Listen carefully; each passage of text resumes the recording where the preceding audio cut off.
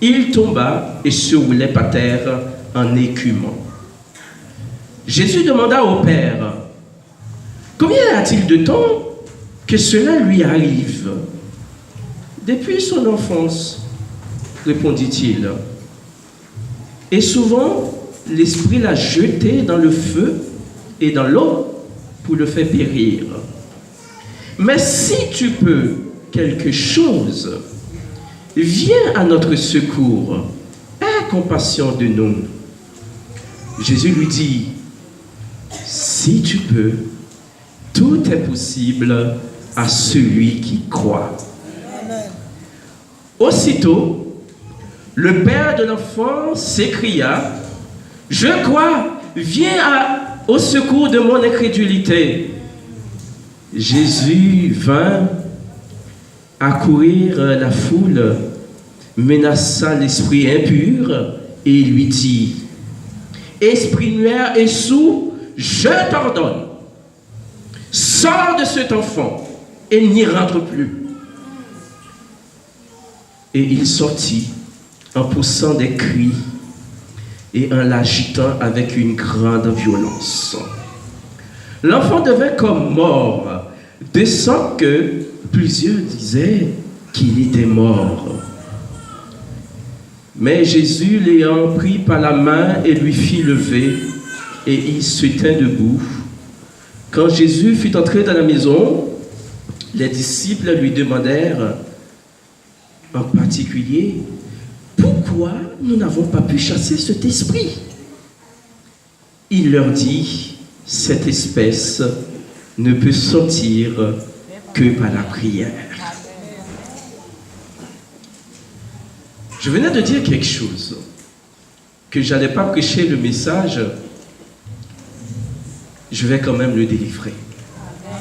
L'Esprit m'a demandé de le faire, je vais le faire.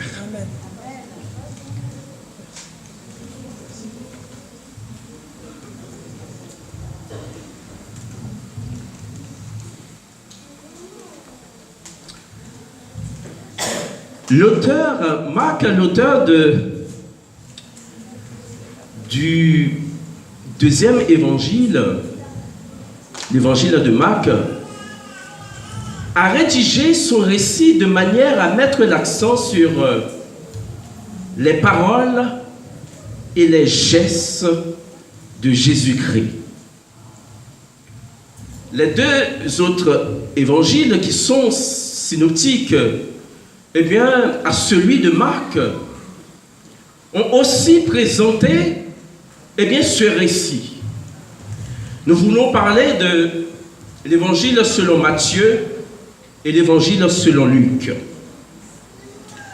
Quand nous lisons dans Matthieu chapitre 17, le verset 14 à 25, nous voyons, eh bien, ce récit est raconté, eh bien, dans ces passages. Et aussi dans Luc chapitre 9, de versets 37 à 43. Eh bien, l'évangéliste Marc a donné tous ces détails pour nous permettre de comprendre le message théologique, ce qui traverse ce texte. Ce qui va nous permettre, eh bien, de le comprendre mieux. Il nous dit que ce n'est pas pour sans raison que l'évangile de Marc est le plus ancien des autres évangiles. Eh bien, l'histoire nous raconte que évangéliste Luc, évangéliste Matthieu, ils ont aussi puisé dans l'évangile de Marc pour écrire, eh bien, leur évangile.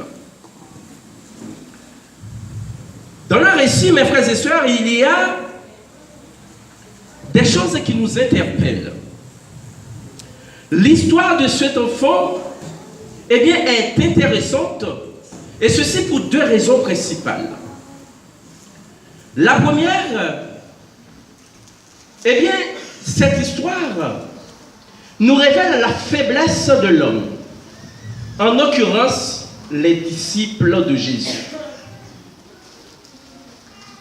On leur a ramené un enfant possédés d'un esprit démoniaque, ils n'ont pas pu guérir cet enfant. Et la deuxième partie de cette histoire qui nous intéresse, c'est la mise en évidence de la puissance de Dieu. Son pouvoir absolu pour résoudre les mystères. Pour accomplir des miracles, pour rendre possible ce qui est impossible. Le texte nous dit qu'un père a amené son enfant unique, auprès de Jésus, parce que cet enfant était possédé d'un esprit démoniaque et que personne ne pouvait chasser. Vous imaginez, mes frères et sœurs, une seconde, la douleur de ce père de famille. Vous imaginez l'angoisse de ce père de famille. Son enfant est possédé d'un esprit démoniaque. Et à chaque fois, que cet esprit saisit l'enfant, il le jette par terre, il le jette dans le feu, il le jette dans l'eau. Et pire encore, cet esprit rend l'enfant muet. Et vous savez bien, mes frères et sœurs, celui qui est muet, il ne peut pas mettre des mots sur les désirs de son cœur. Celui qui est muet, mes frères et sœurs, ne peut pas utiliser sa bouche pour exprimer les révélations de Dieu. Celui qui est muet, mes frères et sœurs, ne peut pas utiliser sa bouche pour crier au nom de Jésus. Non, l'enfant, mes frères et sœurs, était entouré partout. Il était possédé d'un esprit démoniaque. Et vous savez, mes frères et sœurs, qu'il est important pour le chrétien d'utiliser sa bouche. Car quand nous sommes entourés par devant, quand nous sommes entourés par derrière et sur le côté, nous avons besoin de crier au nom de Jésus. Amen. Car c'est au nom de Jésus, le précieux nom de Jésus. C'est à la prononciation de ce seul nom que tout genou fléchisse et que tout langue confesse que Jésus est Seigneur. Amen. Vous devez savoir, mes frères et sœurs, que la manière d'agir, le diable n'est pas anodin. Le but du malin, mes frères et sœurs, c'est de vous faire périr. Son objectif, c'est de vous faire trébucher. Dans 1 Pierre, chapitre 5, le verset 8, il nous dit « Soyez sobres. Soyez sobres.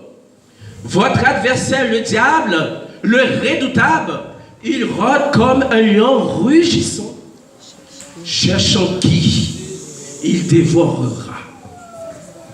Il ouvre sa grande gueule contre eux comme un lion rugissant, comme un lion déchirant, comme un lion affamé. Il ouvre sa grande gueule pour nous attaquer. Mais une chose est sûre. La Bible nous dit, la parole de Dieu nous dit, résistez avec lui. Résistez avec lui avec une foi ferme. Ayez une foi ferme pour résister au diable. Car quand vous résistez au diable, il fuira loin de vous. Quand bien même il parviendrait à nous attraper, il ne pourra en aucun cas, mes frères et sœurs, nous dévorer. Car le Seigneur Jésus, il est là pour délivrer ses fidèles serviteurs de la gueule du lion. Amen. Le diable et les démons connaissent déjà leur sort. Ils savent déjà que leur condamnation est écrite dans la Bible. Ils le savent.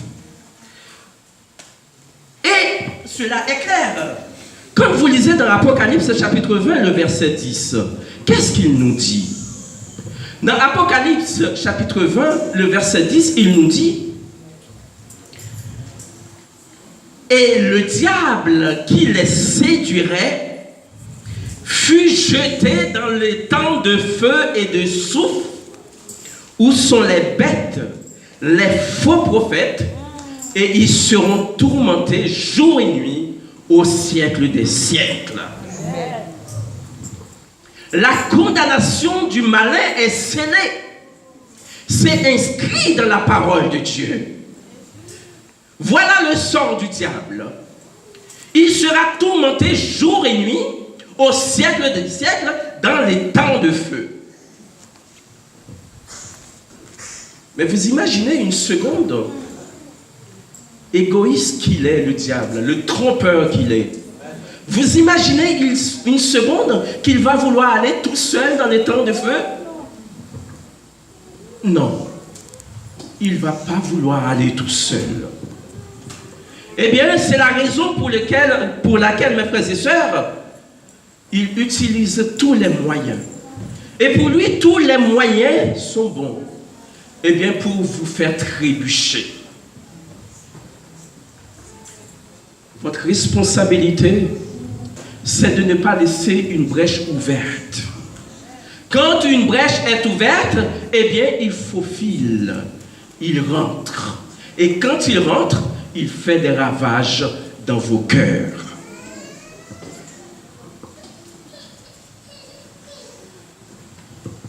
La cible du malin, ce sont les enfants de Dieu.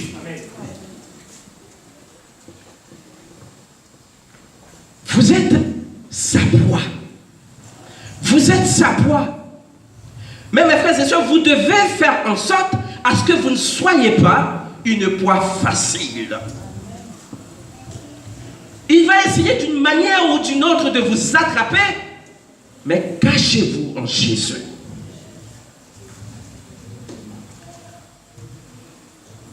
Dans le texte, il nous dit, depuis la première année de la vie de l'enfant, le diable l'a réclamé. Vous voyez, quand Jésus a demandé au père de famille, il lui a dit, mais depuis combien de temps il est comme ça? Il a répondu, depuis son enfance. Depuis les premières années de la vie de l'enfant, le diable l'a réclamé. C'est pour vous montrer que cet ennemi, il ne fait exception de personne. Que vous soyez grand ou petit, que vous soyez adulte ou vieillard, que vous soyez pauvre ou riche, il ne fait exception de personne. Il attaque de partout. Car son but, c'est d'amener un plus grand nombre à la perdition. Oui, mes frères et sœurs, l'ennemi, il s'offre une certaine liberté. Il s'offre une certaine liberté. Vous comprenez? Si diable n'a pas qu'à manger, l'a pas attaqué famille. S'il n'a pas qu'à manger, l'a attaqué fruits entrailles.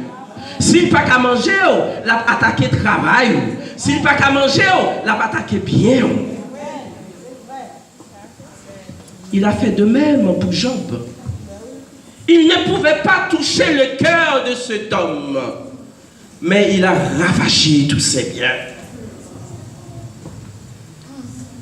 Et le diable, mes frères et sœurs, quand il prend possession d'une maison, eh bien, il est difficile de le mettre dehors. Quand il s'infiltre, quand il rentre, il est difficile. Il est difficile. C'est comme un virus. c'est comme un virus. Les virus, on nous dit, la biologie nous dit que les virus ne sont pas, eh bien, les virus, ce n'est pas comme les bactéries. Les virus, enfin, pour se développer, ont besoin d'une machinerie, d'un corps. Le diable, il agit de cette manière. Il a besoin d'un corps pour se développer. Quand il rentre, eh bien, il pousse des racines. Il ne veut pas sortir. Je viens de vous dire que quand il rentre, c'est difficile de le mettre dehors. Mais ce n'est pas impossible. Ce n'est pas impossible de le mettre dehors. Le père de cet enfant, mes frères et sœurs, a pris une bonne décision. Il a ramené son enfant d'abord devant les disciples, puis devant Jésus. Eh bien, mes frères et sœurs, pourquoi nous disons que ce père a pris la bonne décision? Il n'a pas ramené son enfant chez le marabout. Il n'a pas ramené son enfant chez le féticheur. Mais il l'a ramené, eh bien, auprès des disciples, auprès de Jésus. C'est une bonne décision. Eh bien, malgré cette décision, vous allez comprendre une chose. Il prie les disciples de chasser le démon. Il prie les disciples de délivrer son enfant, de guérir son enfant. Les disciples n'ont pas pu le guérir. Mais quelle déception! Quelle déception! Tout semble, mes frères et sœurs, était réunir pour que ce père de famille, eh bien, puisse sombrer dans le désespoir. Tout semble était réunir pour pousser ce père de famille à accepter le destin fatal de son fils. Il l'a ramené auprès des disciples. Ils n'ont pas pu le guérir. Mais pourquoi les disciples, eh bien, n'avaient-ils pas réussi à le guérir? Il y a bien une raison. Il y a bien une raison. Ou même plusieurs raisons. N'était-ce pas les disciples? Ouvrez vos Bibles. Dans Marc chapitre 6, le verset 13. Je vais voir qui va le trouver avant. On va faire une petite compétition pour vous réveiller. Marc chapitre 6, le verset 13. J'ai un gagnant? Oui? Oui?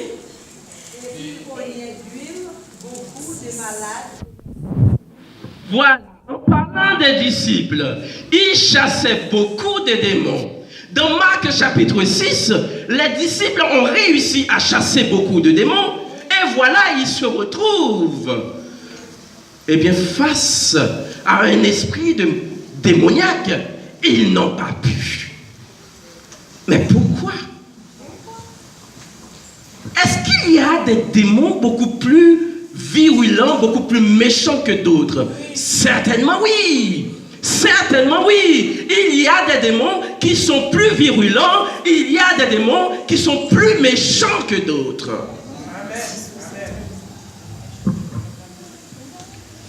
Jésus a adressé ses reproches à ses disciples en leur disant: il vous manque de foi. Il vous manque de foi. Dans Marc chapitre 11, le verset 22, Jésus dit à ses disciples: ayez la foi en Dieu. En d'autres termes, mettez votre confiance en Dieu. Et il est l'objet même, mes frères et sœurs, de cette confiance qu'il opère dans le cœur de chacun de ses serviteurs. Jésus pouvait nous dire dans Matthieu chapitre 17, le verset 20, si vous avez la foi, vous pouvez dire à cette montagne, transporte-toi d'ici, et elle se transporterait, rien ne vous serait impossible.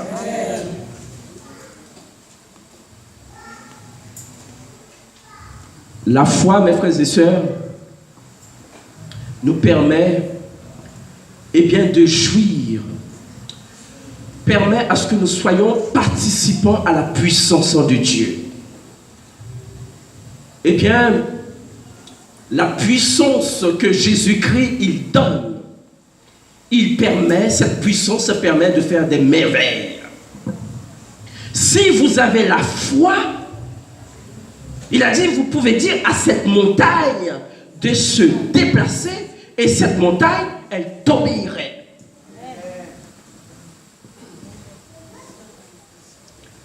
C'est grâce à cette puissance que Pierre et Jean pouvaient dire à ce boiteux de naissance, cet homme qui était devant la belle porte, il pouvait dire à cet homme, prends ton lit, marche. Je n'ai pas d'argent à vous donner, mais ce que j'ai à vous donner, ce que j'ai à vous dire, prends ton lit et marche.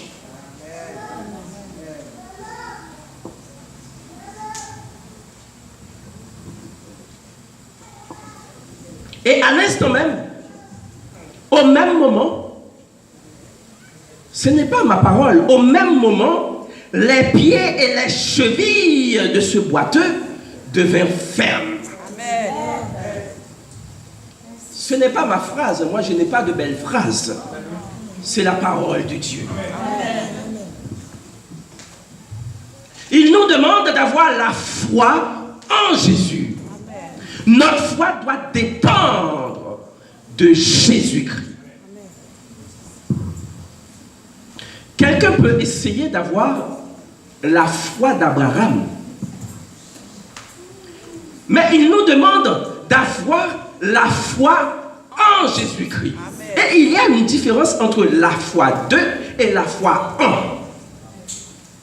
Quand vous avez la foi en Jésus, vous mettez toute votre confiance en Jésus. Amen. Vous dépendez entièrement de Jésus. Amen. Quelqu'un a compris? Amen. La deuxième raison pour laquelle les disciples ont échoué, c'est parce qu'il leur manquait une culture de prière et de jeûne. Amen. Regardez ce qu'il a dit dans le verset 29. Il a dit quoi dans le verset 29? Marc chapitre 3, le verset 29. Il a dit quoi? Cette espèce-là ne peut sortir que par la prière et par le jeûne. Ce n'est pas ma parole. Cette espèce-là ne peut sortir que par la prière et par le jeûne.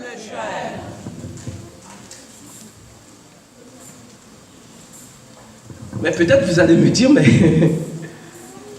mais frère Marc, je prie moi. Tous les dimanches, je viens à l'église, je prie. Et tous les troisièmes dimanches, je suis là, je jeûne. Est-ce que je suis bon à chasser les démons pour autant? Mais laissez-moi vous dire, mon frère, laissez-moi vous dire, ma soeur, avoir un esprit de prière vaut mieux que de passer des moments de prière. Amen. Est-ce que quelqu'un a compris? Amen.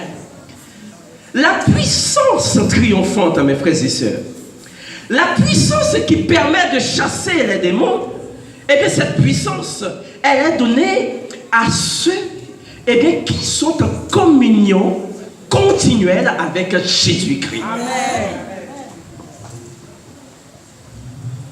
Je vais le dire en créole pour que vous compreniez. La puissance, cette puissance, ça va permettre que lorsque des démons présentés là, et que nous prions, et que des démons chassés, puissance ça, lui donner à moun, que genou yo calé, que Généo devient rouge parce qu'ils sont toujours dans la prière. Ce n'est pas un monde qui a dit miam miam kakachak comme pasteur Charles dit. Ce n'est pas un monde qui a passé un petit moment dans la prière. Le démon, il va dire, mais je connais Jésus, mais vous-même, qui vous nous êtes? Il va te poser la question. Les disciples, mes frères et sœurs, n'ont pas pu guérir le jeune homme.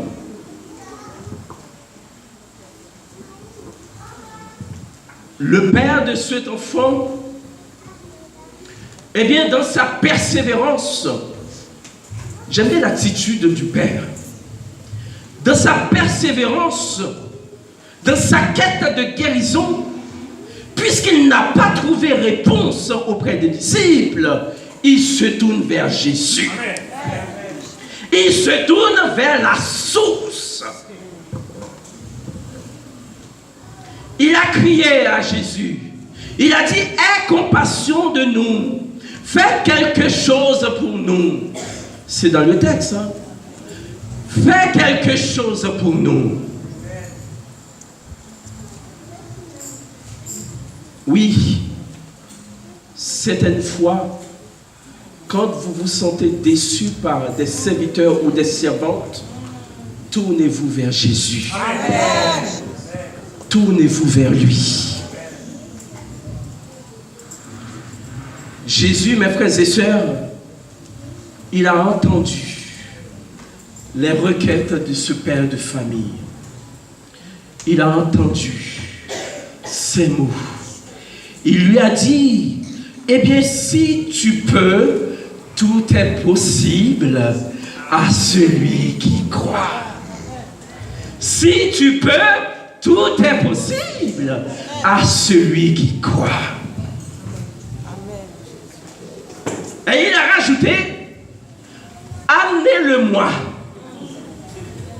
Amenez-moi cet enfant. Mes frères et sœurs, j'ai envie de vous dire, vous qui avez un fardeau lourd, vous qui portez une charge, amenez cette charge à Jésus. Amen. Vous qui avez un problème que vous ne pouvez pas supporter, vous qui avez une difficulté que vous ne pouvez pas surmonter, ramenez cette difficulté à Jésus. Amen. Il a dit, amenez-le-moi. Amenez. Amenez reste maladie. Amenez reste maladie, ti reste là, ramenez-la à Jésus. Amen. Tant que vous avez la vie, tout n'est pas fini. Amenez-le-moi. Apportez-lui vos fardeaux. Il a une surprise pour vous, ma soeur. Il a une surprise pour vous, mon frère. Il a quelque chose à vous dévoiler. Amenez-le-moi. Et quand on lui a ramené cet enfant, eh bien Jésus, eh bien délivre, mes frères et sœurs, la parole de la délivrance. Il a prononcé la parole de la délivrance. Il a dit, esprit muet et sourd, je t'ordonne, sors de cet enfant et n'y rentre plus. C'est la parole de la délivrance. Et à l'instant même, l'esprit est sorti de cet enfant. Vous pouvez dire pareil, car il ne change pas. Je vous ai dit tout à l'heure, vous pouvez devenir participant de sa puissance. Si vous lui faites confiance, vous pouvez prononcer les mêmes paroles. Devant ce boiteux, Pierre et Jean, ils ont pu prononcer la puissance de Dieu. Vous pouvez faire pareil, mes frères et sœurs. Dieu a pris cet enfant par la main, il le fit lever. Il l'a pris par la main. De la même manière, mes frères et sœurs, il étend sa main. Saisissez la main puissante de Dieu ce matin. Il veut vous emmener avec lui. Il vous tend la main. Si quelqu'un a compris, eh bien qu'il prend la main de Jésus et fait route avec lui. Amen. Lui, il va vous emmener à la bonne destination. Ce n'est pas quelqu'un qui va vous laisser à mi-chemin. Les amis peuvent vous laisser. Eh bien, les parents peuvent vous laisser. Mais lui, il vous accompagne jusqu'au bout. Amen. Il a pris l'enfant par la main. Il l'a relevé. Mes frères et sœurs, si quelqu'un manque de force, qu'il le demande à Jésus. Qu'il le demande à Jésus ce matin. Il est prêt. Il est prêt, mes frères et sœurs, à combler votre faiblesse par sa force. Il est prêt à mettre sa force dans votre faiblesse. Demande-lui. Ce père de famille, peut-être sur le coup de l'émotion, il a dit, mais oui Seigneur, je crois. Viens au secours de mon incrédulité. Il sait très bien qu'il avait une faiblesse, mais il a demandé secours. Si, mes frères et sœurs, vous avez besoin le secours de Dieu, demandez-lui. Et il est prêt à vous secourir. Persévérez. Persévérez dans la prière. Ne relâchez pas. N'attendez pas des moments de prière. Priez sans cesse. Priez sans cesse. Quel que soit le moment, priez. Tournez-vous les regards vers Dieu. Et vous verrez, eh bien, votre délivrance, elle sera à votre portée. Ne relâchez pas. Ce sont mes encouragements. Persévérez dans la prière. Persévérez dans le jeûne. Et vous verrez comment il va accomplir des miracles, des choses mystérieuses en votre faveur. Que le Seigneur vous bénisse.